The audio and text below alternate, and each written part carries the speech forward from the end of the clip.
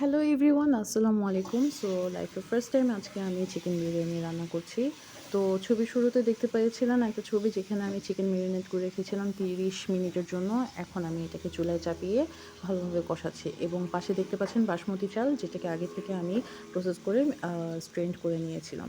তো কষাচ্ছি, নাড়াচাড়া করতেছি, একটু পরপর ঢাকনা দিচ্ছি, আবার কষাচ্ছি, আবার একটু করে পানি দিয়ে আবার ঢাকনা দিচ্ছি নাড়াচাড়া করার পর। এরপর ঢাকনা খুলে চালটাকে দিয়ে ভালোভাবে মাংস এবং চাল ভালোভাবে মিশিয়ে নিয়েছি যেন ভালোভাবে কুক হয়।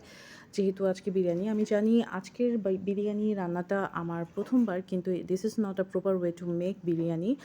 বাট তারপরও খুব ক্ষুধা লেগেছে এবং আজকে বাংলাদেশের নির্বাচন চলছে।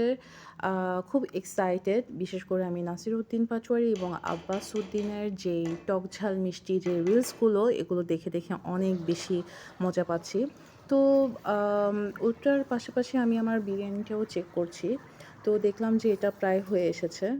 ২০-২৫ মিনিট ঢাকা থেকে ওঠানোর পর দেখি বিরিয়ানি তৈরি হয়ে গেছে। এখন বসে, বসে খাবো আর নির্বাচনের আপডেট দেখব।